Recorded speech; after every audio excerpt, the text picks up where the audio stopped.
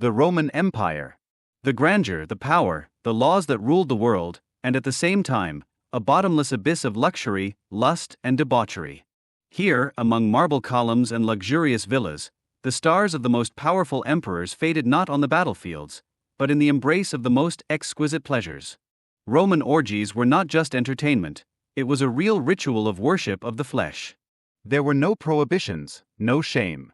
Influential patricians, senators, their wives, young lovers, the best dancers, and even random guests became part of this chaotic action, where everything was permitted. Women whose names sounded in the Senate competed in the art of seduction no worse than the most expensive courtesans, and young guys, having just reached maturity, first learned all the secrets of pleasure. If this story has already captivated you, do not forget to like and subscribe to the channel. There will be more shocking facts about a world that knew no bounds in its desires. Emperors did not simply indulge in these amusements, they themselves set the tone. Caligula elevated the act of love to the rank of a state act. He could simply point to a senator's wife and declare, "Tonight she belongs to me," after which the humiliated husband had to stand aside and watch while the emperor comforted his wife. Nero arranged nightly extravaganzas, where he ordered all the guests to take off their clothes and give in to passion right in the middle of the banquet.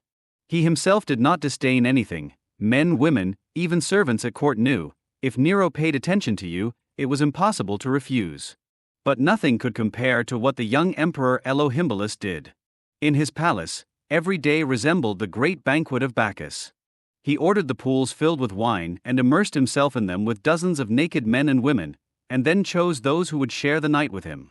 The slaves poured fragrant oils on their bodies, and in the morning they were simply sent away to begin a new orgy in the evening. It is said that once he played a lottery not for money, not for a position, but for the Roman noble ladies themselves, who, not daring to refuse, became toys for the winners. But debauchery was not limited to the walls of the palaces. Huge houses of prostitution, lupanaria, were open around the clock. Prostitutes, marked with yellow capes, waited for customers right on the streets. They were cheaper than wine, and just as accessible.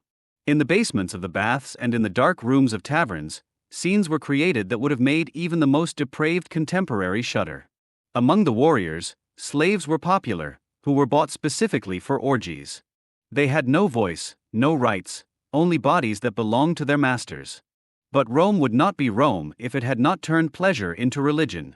Orgies became part of the celebrations in honor of Venus, Cybele, Bacchus. On such nights, the city would be ablaze with lights, and thousands of people would take to the streets to take part in the bacchanalia. Drunk priestesses, naked dancers, wine flowing like a river, men and women who were lost in a whirlwind of passion. And if you were invited, you had no right to refuse, because it meant incurring the wrath of the gods. But even empires that lived in luxury eventually come to an end. Christianity brought a different morality, different laws. Orgies became a symbol of sin. The names of those who once bathed in pleasure were cursed. But has this world really disappeared? Or maybe he just hid, waiting for the right opportunity to be reborn? Do you think something like this could exist in our time? Is modern society ready for such openness, or do hypocrisy and prohibitions just hide the same desires under a different facade? Write your opinion in the comments. Let's discuss this fascinating topic. Because, after all, carnal desires have no historical framework. They are eternal. Like the passion that ruled Rome. And perhaps, still rules us.